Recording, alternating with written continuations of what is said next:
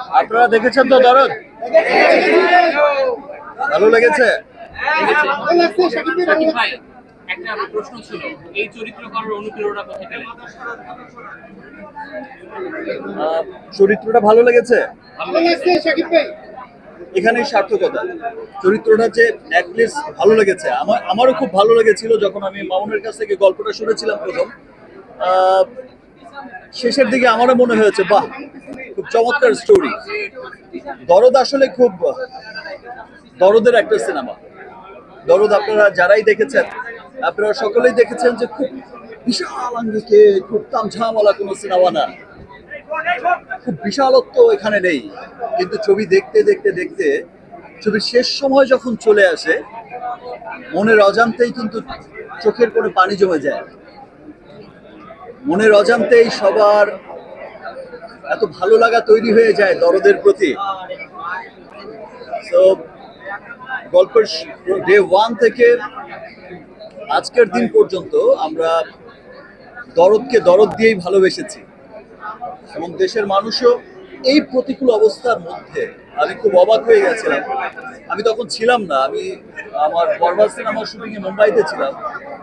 আমি যখন শুনলাম, আমার এতটা এক্সপেকটেশন ছিল না। যে আপনারা জানেন যে বিভিন্ন কারণেই হয়তো মামুন তেমন একটা পাবলিসিটি করতে পারেনি, প্রচারণায় তেমন খুব একটা আহামরি কোনো কিছু করতে পারেনি, ঠিক সময় মতো চেষ্টা করা সত্ত্বেও অনেক কিছু দিতে পারেনি। কিন্তু সবাই খুব চেষ্টা করেছে, মামুন খুব চেষ্টা করেছে, আমার প্রোডাকশন টিম খুব চেষ্টা করেছে। এত চমৎকার একটা সিনেমা কেন প্রেজেন্ট করবে না চমৎকার করে?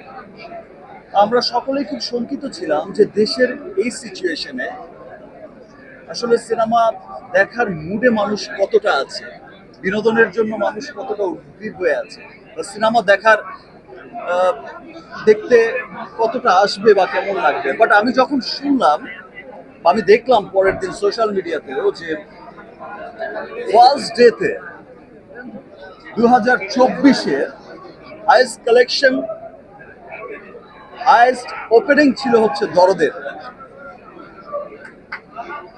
সো এই বিষয়টা কিন্তু 2024-এর হাইয়েস্ট ওপেনিং মাল্টিপ্লেক্সে ছিল দরদের, সিঙ্গেল স্ক্রিনে তো ছিল ইনশাআল্লাহ। তো এটা দেখে কিন্তু মনে হয়েছে যে না, দেশের মানুষ, আমার দেশের মানুষ আমার দেশের সিনেমাকে সত্যি অনেক ভালোবাসে, আমার দেশের মানুষ আমাকে অনেক ভালোবাসে, আমার দেশের সিনেমাকে ভালোবাসে।